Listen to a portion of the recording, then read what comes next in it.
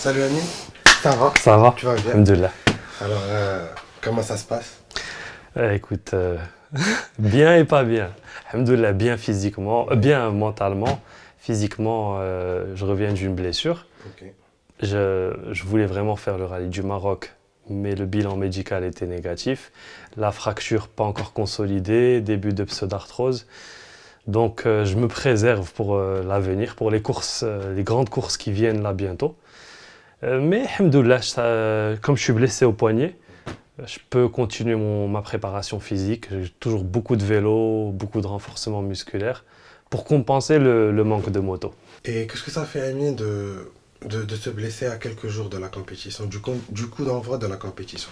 C'est très dur, surtout quand tu es favori, et que tu as gagné. J'ai gagné 2 fois, 2021, 2022, j'ai gagné en Rallye 3. Donc c'est sûr une grande déception.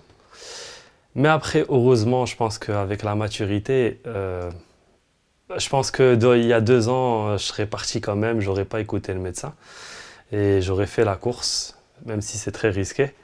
Là, j'ai préféré me concentrer sur une course presque autant importante dans quelques mois et sacrifier le rallye du Maroc.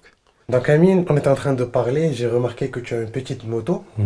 J'imagine c'est pas pour le petit? C'est pas pour moi.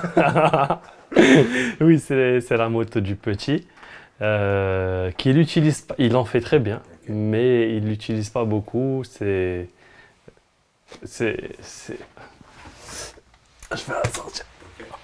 Elle est toute petite. C'est vraiment une moto pour les de 4 à 7 ans. Ok. C'est pour les tout petits. C'est une moto électrique, 100% électrique. Et comme je disais, il en fait très bien, mais lui, vraiment, son truc, c'est le foot. Ok. Donc, vraiment, surtout pas, j'essaye pas de le pousser dans la direction de la moto. Et je vais à fond avec lui dans le foot et ce qu'il aime. Parce que quand même, la moto, ça reste un sport dangereux. Donc, je suis un peu content. Je suis plutôt content que mon fils, il aime le foot. Donc devant nous, Amine, là, je pense que c'est ta moto de course. Oui. Est-ce que tu t'entraînes avec? Ah non, absolument pas. Cette moto, elle ne démarre que pour les courses. Ok. Je la préserve au maximum. Oui. Ça fait quelques années que je l'ai.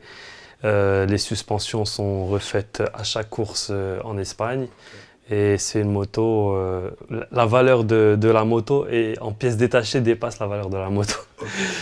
Donc voilà, je la touche que pour les courses. Si tu veux, je te montre la moto d'entraînement. Bien sûr.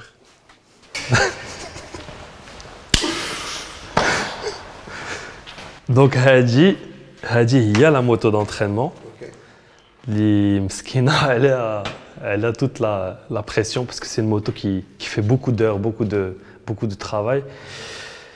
Et c'est une moto qui est plus légère que la moto de course. Comme on peut voir, il n'y a pas tout le matériel de navigation, il n'y a pas la tour, il n'y a pas le gros réservoir.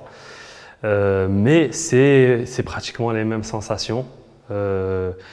Et c'est vraiment une moto sur laquelle, en temps normal, je m'entraîne 3 fois par semaine dessus, à raison de séances parfois jusqu'à 1h30. Donc, c'est une moto qui peut faire 4-5 heures d'entraînement par semaine, ce qui est beaucoup.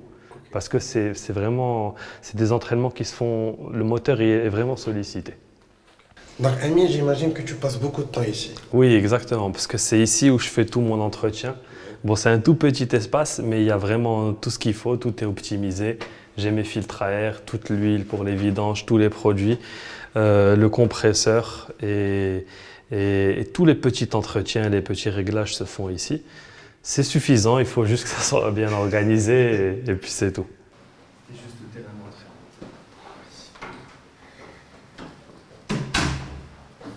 Merci. Donc c'était plus le terrain d'entraînement. Terrain d'entraînement. Amine, là actuellement, tu te prépares pour une prochaine compétition. Comment ça se passe, les préparations? Et qu'est-ce que tu peux nous dire par rapport à cette compétition? Et est-ce qu'elle a une valeur pour toi? Alors que, comme j'ai dit, je suis blessé, donc j'ai pas pu participer au Rallye du Maroc. Et par contre, je concentre mon énergie justement à l'Africa Race, c'est la compétition qui va y avoir fin décembre. Pour moi, c'est une compétition qui a une valeur symbolique forte. Elle traverse tout le Maroc, de Tanger jusqu'à Al-Gouera. On passe par Laayoune, Boujdour, Smara. On fait une boucle à côté de Tantan et on redescend jusqu'à Guerguerat. C'est vraiment une compétition importante, vu le contexte actuel qui souligne la souveraineté du Sahara marocain. Pour moi, c'est très important.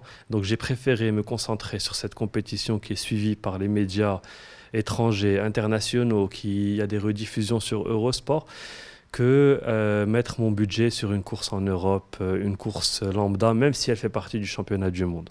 Est-ce que c'est ta première participation à l'African Race? Alors l'Africa Race, l'année dernière, j'y ai participé. Avec une moto standard, malheureusement, j'avais pas la vraie moto de rallye. À cause de ça, la deuxième étape, j'ai cassé l'amortisseur.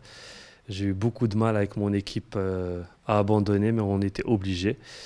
Cette année, je repars avec malheureusement la même moto, mais cette fois-ci avec un amortisseur en plus et beaucoup mieux entraîné, avec une technique nettement meilleure que l'an dernier. Donc, Inch'Allah, je veux jouer le top 5. Pourquoi pas même gagner ma catégorie.